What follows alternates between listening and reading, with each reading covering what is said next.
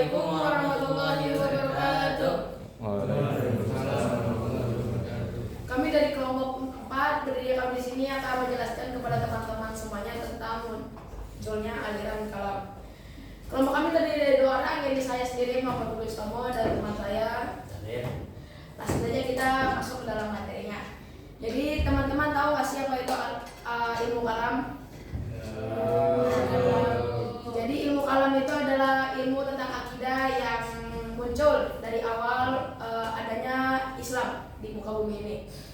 Nah, ini ada 5 bagian, yaitu akidah pada masa Nabi Muhammad, akidah pada masa Khulafaur Rasyidin, akidah pada masa Bani Umayyah, pada masa Bani Abbasiyah, dan juga akidah setelah runtuhnya Bani Abbasiyah.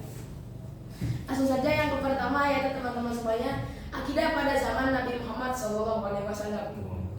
Pada zaman Nabi masih hidup, kondisi umat itu sangat ideal karena memiliki tuntunan atau istilahnya sebagai figur utama dalam patokan-patokan hukum dalam Islam.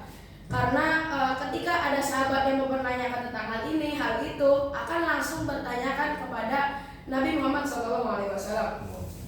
Para sahabat ini sangat menjaga persatuan berdasarkan firman Allah Subhanahu wa taala pada surat Al-Anfal ayat 46 yang memiliki arti, dan taatilah kamu sekalian kepada Allah Subhanahu wa taala dan Rasulnya, dan janganlah kamu berbantah-bantah karena semua itu menyebabkan kalian gagal. Bahkan Rasulullah juga melarang sahabat untuk memperdebatkan hal-hal yang bisa memecah umat, seperti salah satunya memperdebatkan tentang qadar baik dan juga qadar buruk. Selanjutnya lanjut ke akidah pada masa Khulafaur Rasyidin. Pada masa ini pemerintahan Sayyidina Abu Bakar, Sayyidina Utsman, Sayyidina Ali bin Abi Thalib radhiyallahu anhu, ajaran akidah masih tetap bersumber dari Al-Quran dan Sunnah Nabi. Para sahabat besar menjadi rujukan dalam menjawab persoalan keagamaan. Namun pada masa ini mulai muncul benih-benih perpecahan, terutama yang disebabkan oleh faktor politik dan perbedaan pendapat dalam hal kepemimpinan. Contohnya, munculnya kelompok Khawarij yang menganggap pelaku dosa besar telah keluar dari Islam, dan Syiah yang meyakini bahwa kepemimpinan yang layak itu adalah Ali bin Abi Thalib karena yang sedang menikahi anaknya Rasulullah SAW. Meskipun perpecahan ini mulai muncul, pembahasan akidah masih bersifat sederhana dan belum berkembang dalam bentuk perdebatan ilmiah seperti pada masa berikutnya, yakni masa Bani Umayyah. Ketika kekuasaan Islam berada di tangan Bani Umayyah, ajaran Islam menyebar luas hingga ke wilayah non-Arab. Di masa inilah umat Islam mulai banyak berinteraksi dengan pemikiran asing, terutama filsafat Yunani dan agama-agama lain seperti Kristen dan juga Zoroaster. Akibatnya mulai timbul pertanyaan-pertanyaan yang baru tentang sifat-sifat Allah, kehendak manusia, dan takdir. Disinilah mulai lahir aliran-aliran akidah seperti aliran Qadariyah yang meyakini bahwa manusia punya kehendak bebas, dan Jabariyah yang sebaliknya, yang mengatakan bahwa manusia tidak punya kuasa atas perbuatannya.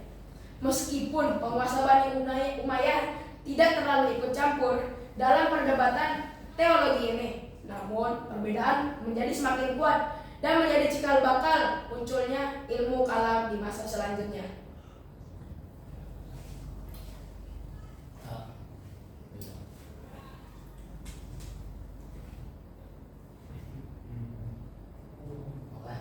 Seperti yang kita ketahui, setelah runtuhnya Bani Umayyah, berdiri lagi suatu daulah Islam yang didirikan oleh keturunan Bani Abbas, yaitu beliau Abu Abbas As-Sabbah yang kita kenal sebagai Bani Abbasiyah. Pada masa ini sedikit berbeda dari masa sebelumnya. Khalifah dan pemerintahannya mulai ikut campur dan masuk ke dalam ranah akidah masyarakatnya, terutama di masa Khalifah Al-Ma'mun, Al-Mu'tasim, dan Al-Wasik, di mana mereka cenderung sangat condong kepada aliran Mu'tazilah yang percaya bahwa Al-Quran itu adalah makhluk, dan akibat penetapan doktrin ini terjadilah peristiwa mihnah. Nah, pada tahu nggak apa itu mihnah? Mihna itu seperti yang tadi sudah dijelaskan oleh beliau Ustaz Suhendra. Mihna adalah peristiwa ketika ulama besar seperti Imam Syafi'i dan kawan-kawan seperjuangannya itu mengalami tekanan ekstrim dari pihak khalifah karena mereka berlawanan pemahaman dengan pemerintahan yang ada saat itu. Nah, saat itu juga karena peristiwa itu dan perlakuan yang dilakukan oleh Imam Syafi'i dan imam lainnya berkembang lebih besar. Saat itu pemahaman soal Ahlus Sunnah wal Jamaah juga berkembang mengenai tentang teologi Asy'ariyah dan Maturidiyah dengan tokohnya seperti Al-Imam Abu Hasan Al-Asy'ari dan Imam Abu Mansur Al-Maturidi.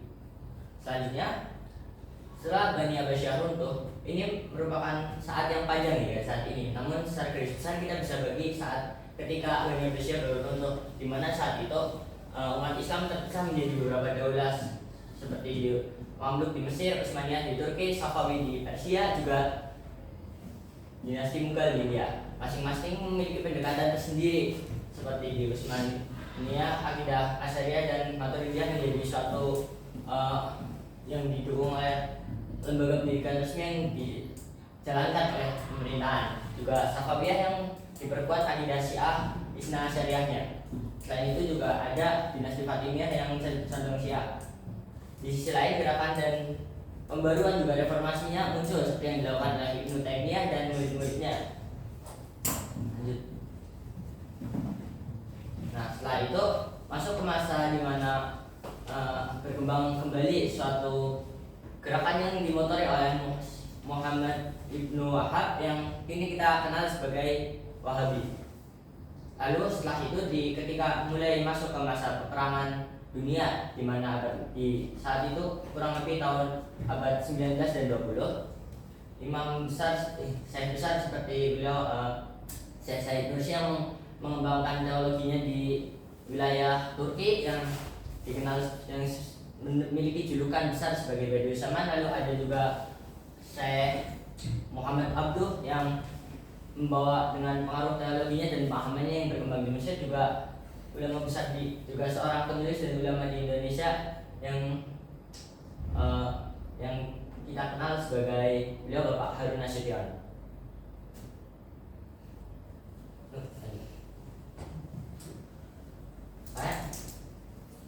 Jadi kesimpulannya, ilmu kalam pada dasarnya ada sebagai suatu pemahaman mengenai Tuhanan yang turun dari semenjak kita diciptakan dan juga disampaikan oleh para nabi, termasuk juga yang dibawa oleh akhirul anbiya Nabi Muhammad SAW. Dan seiring setelah beliau kembali ke hadirat Allah Subhanahu wa taala, ilmu kalam dipahami oleh manusia sendiri dengan pendekatan ilmiahnya dan perdebatan-perdebatannya.